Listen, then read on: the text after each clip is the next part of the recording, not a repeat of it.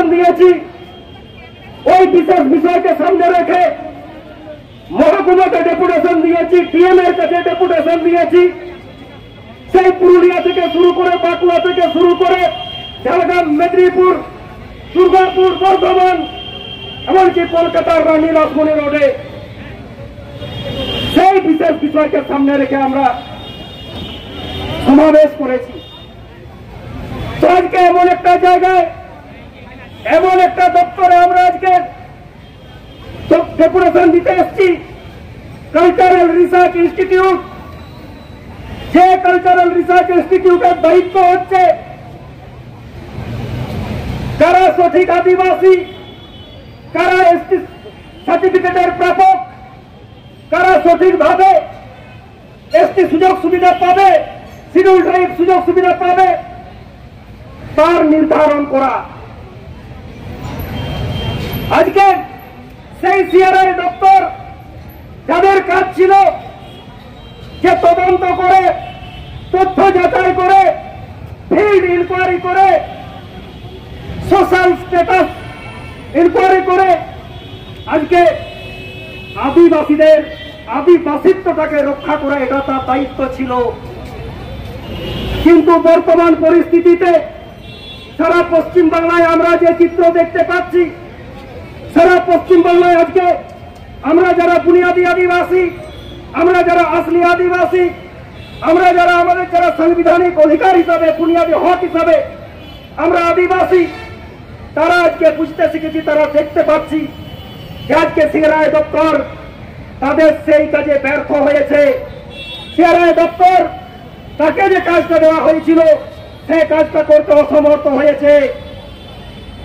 তাই আজকে সারা পশ্চিম বাংলায়, আজকে পুরুলিয়া থেকে, বাঁকুড়া থেকে, ঝাড়গ্রাম, মেদিনীপুর, নদিয়া, 24 পরগনা, হুগলি, বর্ধমান, বিভিন্ন এলাকায় আদিবাসীরা আজকে এসটি সার্টিফিকেট আজকে ভুলভাবে, ষড়যন্ত্রভাবে আজকে নকল করছে। আজ শুধু সেখানে সীমাবদ্ধ নেই, আজকে আসলি আদিবাসীদের কাছে একটা ভয়ঙ্কর পরিস্থিতির উদ্ভব হয়েছে। আজকে আসলি আদিবাসীদের কাছে, বুনিয়াদী আদিবাসীদের কাছে আজকে একটা অদ্ভুত পরিস্থিতির সৃষ্টি হয়েছে। আজকে নিজেদের মধ্যে, আসলি আদিবাসীদের মধ্যে আজকে এই বিভ্রান্তিকর পরিস্থিতির সৃষ্টি হচ্ছে যে কারা আমার সাথে আছে আর কারা আমার বিরোধিতা করছে, কারা আমার অধিকারটা খেতে চায়, কারা আমার অধিকারটা লুটে নিতে চায়, কারা আমার অধিকারটা ছিনিয়ে নিতে চায়। আজকে আসলে আদিবাসীরা বুঝতে শিখেছে। আর এই সিআরআই দপ্তরের দায়িত্ব ছিল যে এলাকায় গিয়ে তথ্য যাচাই করে, সেখানে তদন্ত করে, সেখানকার সোশ্যাল যে স্ট্যাটাস, সেখানকার সোশ্যাল স্ট্যাটাসকে ইনকোয়ারি করে কোন জাতিকে বা যাদেরকে এসটি সার্টিফিকেট দেওয়া হচ্ছে তাদেরকে সঠিকভাবে দেওয়া হচ্ছে কি না তার পরীক্ষা নিরীক্ষা করা। আজকে এই সব সমস্যার জন্য আমরা এখানে ডেপুটেশন দিতে বাধ্য হয়েছি। আজকে এই সিআরআই দপ্তর আজকে কি করছে, কি কাজ করছে, এলাকায় তদন্তের নাম করে আজকে যে কেমন তদন্ত হচ্ছে, আপনারা যারা আমরা আদিবাসী এলাকার মানুষ, যারা আমরা গ্রাম বাংলার মানুষ, যারা আমরা আদিবাসী অধ্যুষিত এলাকায় থাকি, আমরা খুব ভালো করে জানি এই সিআরআই দপ্তরের কেমন করে তদন্ত করছে।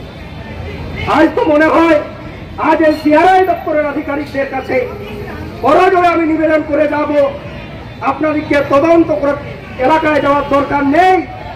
আজকে সারা পশ্চিম বাংলার আদিবাসীরা আপনার দুয়ারে এসেছে, একটু জানলা দিয়ে উঁকি মেরে দেখুন এরা আদিবাসী। আমি বড়জোরে নিবেদন করব আধিকারিকদের, বড়জোরে নিবেদন করব এলাকায় যাওয়ার দরকার নেই। সারা পশ্চিম বাংলার আদিবাসী মানুষ আপনার দুয়ারে এসেছে, আপনি জানালা দিয়ে অন্তত উঁকি মারুন এরা আদিবাসী মানুষ। আর তাও যদি না পারেন আমাদের এই বাঁকুড়া, পুরুলিয়াতে ভাষায় বলবো, এই কলকাতা সিআরআই দপ্তরে আপনাদের বসে থাকার দরকার নেই। আমাদের এলাকায় গিয়ে একটু ঘোড়া বাঙালি করবেন। এইসব কথাগুলো শুনতে খুব খারাপ লাগে, এইসব কথাগুলো শুনতে একটু কেমন লাগে যে আদিবাসীরা কি সব বলছে। আপনাদের সত্যি বলছি, আমাদের এলাকায় গিয়ে জঙ্গলমহল এলাকায় গিয়ে যদি একটু পোড়া বাগানটা করেন তাহলে আপনাদের বুঝতে হবে কারা আদিবাসী আর কারা আদিবাসী। আপনাদের কাছ থেকে আমরা অনেক সরল করে দিলাম। আপনাদেরকে তথ্য ঘেটে কাগজ ঘেটে এলাকায় তদন্ত করে কারা আদিবাসী আর কারা আদিবাসীরা বিচার করবেন না, একটু পোড়া বাগানিটা করে আসবেন। সংগ্রামী সাথী, আজ এই বিশেষ পরিস্থিতিতে আজকে যে দ্বন্দ্বের আমরা সম্মুখীন হয়েছি, যে ইস্যুর সম্মুখীন আমরা হয়েছি, যে আদিবাসীরা আজকে তাদের আদিবাসীর অস্তিত্ব নিয়ে বেঁচে থাকবে, জাতিসত্তার ইস্যু নিয়ে বেঁচে থাকবে না তাদের সেই অস্তিত্বকে আজকে আদিবাসীরা ষড়যন্ত্র করে অনৈতিক ভাবে অসাংবিধানিক ভাবে প্রভাব খাটিয়ে তাদের আদিবাসীত্বটাকে দখল করবে না। আমি কোন জাতি গোষ্ঠীর বিরুদ্ধে কথাবার্তা বলতে এখানে আসিনি, কোনদিন বলিনি। আমি কোন জাতিকে আক্রমণ করতে আমি মাইক ধরিনি, কোনদিন মাইক ধরিনি কোন জাতিকে আক্রমণ করতে। আমি কোন জাতিকে জাতির দৃষ্টিভঙ্গি জাতির দাবি সেটাকে আমি সম্মান জানাই। সেই দাবির পরিপ্রেক্ষিতে আমার কিছু বলার নেই, কিন্তু কোন একটা জাতির দাবি তা ওনারা যদি ওনারা সাংবিধানিক মনে করেন, ওনারা গণতান্ত্রিক মনে করেন, কিন্তু সেই গণতান্ত্রিক দাবির পরিপ্রেক্ষিতে যদি আমার অস্তিত্ব বিলীন হয় তা আমার অধিকার আছে সেই দাবির বিরুদ্ধে গর্জে ওঠা। তাই আদিবাসীরা গর্জে উঠেছে, তাই আদিবাসীরা গর্জে উঠেছে। আর এই সব দাবি তুলতে গিয়ে, এই সব কথাবার্তা বলতে গিয়ে, এই সব বিরুদ্ধ মত প্রকাশ করতে গিয়ে বা যারা আজকে আদিবাসী হতে চাইছেন, আমি ওদের চাওয়াটাকে অসম্মান করব না, কিন্তু এটুকু বলে যাব যে আজকে একজন আন্দোলনকারী হিসাবে, একজন সমাজকর্মী হিসাবে স্মরণ করিয়ে দেব যে আপনার আন্দোলন, আপনার দৃষ্টিভঙ্গি, আপনার আন্দোলনের প্রেক্ষাপট আপনার কাছে গণতান্ত্রিক হতে পারে, আপনার কাছে সাংবিধানিক হতে পারে। অত্যন্ত ধন্যবাদ, আমি সালাম জানাই আপনাদের সেই দাবিকে। কিন্তু আপনার দাবিকে বিরোধ করা যাবে না, আপনার মতপথকে বিরোধ করা যাবে না, আপনার চাওয়াকে বিরোধ করা যাবে না। তার মানে আপনি যারা প্রতিবাদ করছে তাদের কণ্ঠকে রুদ্ধ করতে চাইছেন এবং আপনি নিশ্চয়ই গণতান্ত্রিক পদ্ধতিতে আন্দোলনে বিশ্বাসী হন। এবং এই পত্রে না, আমি আজকে কোন ব্যক্তিগত ঢাক ঢোল পেটানোর জন্য আজকে এই সিআরআই দপ্তরে ভাষণ দিতে আসেনি, কিন্তু লড়াই আন্দোলনের ময়দানে যে বিশেষ ইস্যুকে সামনে রেখে, যে বিশেষ বিষয়কে সামনে রেখে আজকে যারা আদিবাসী হতে চাইছে, আজকে পুরুলিয়া থেকে শুরু করে, বাঁকুড়া থেকে শুরু করে, ঝাড়গ্রাম, মেদিনীপুর, যে জায়গাতে এই আন্দোলনটা, যে জায়গাতে এই ইস্যুটা একটা ঐতিহাসিক রূপ নিয়েছে, সেই জায়গায় লড়াই আন্দোলনের প্রেক্ষাপটটা প্রত্যেককে বিচার বিশ্লেষণ করতে হবে। আজকে আমরা সারা পশ্চিম বাংলার আদিবাসী মানুষ এখানে জড়ো হয়েছি, সারা পশ্চিম বাংলার সংগ্রামী আদিবাসী জনতা এখানে সামিল হয়েছি এবং যে বিশেষ ইস্যুকে সামনে রেখে আমরা এখানে চর্চা করছি প্রত্যেকে আপনারা অবগত আছেন। আর আমরা যারা বাঁকুড়া, পুরুলিয়া, ঝাড়গ্রাম, মেদিনীপুর থেকে এখানে এসেছি, আমাদের কাছে যে ইস্যুটা, আমাদের কাছে যে বিষয়টা বা যে দাবিটা আজকে এখানে চর্চিত হচ্ছে, সেই চর্চিত বিষয়টা একটু অন্যরূপ। আমি খোলা মঞ্চ থেকে বলছি, আজকে যারা আদিবাসী হতে চাইছেন, আজকে যারা নিজেদেরকে আদিবাসী বলতে চাইছেন, তাদের আন্দোলনের পরিপ্রেক্ষিতে একটু ঘেঁটে নেওয়া যাক, দেখে নেওয়া যাক তাদের আন্দোলনের ইতিবৃত্তিটা, বুঝে নেওয়া যাক তাদের উদ্দেশ্যটা, আর তাদের যে নিজেরা গণতান্ত্রিক আন্দোলন বলেন, সাংবিধানিক আন্দোলন বলেন, তার বিচার বিশ্লেষণ করে দেখতে হবে। সেই আন্দোলনের পথ ধরে আজকে যারা আজকে আদিবাসী হতে চাইছেন, যারা আজকে জোর করে আওতা দিয়ে ষড়যন্ত্র করে প্রভাবিত করে আদিবাসী হতে চাইছেন, তারা ওনারা ভালো করে জানেন যে ওনাদের আন্দোলনের ভিত্তিভূমিটা শক্ত নয়, ওনাদের আন্দোলনের ভিত্তিভূমিটা মোটেও শক্ত নয়। ওনারা গণতান্ত্রিকতার কথা বলেন, গণতন্ত্রের কথা বলেন, সাংবিধানিক অধিকারের কথা বলেন, ওনারা গণতান্ত্রিক অধিকারের কথা বলেন, কিন্তু ওনাদের যে দাবি, সেই দাবিটা নিশ্চিতভাবে ভিত্তিভূমিটা খুবই দুর্বল।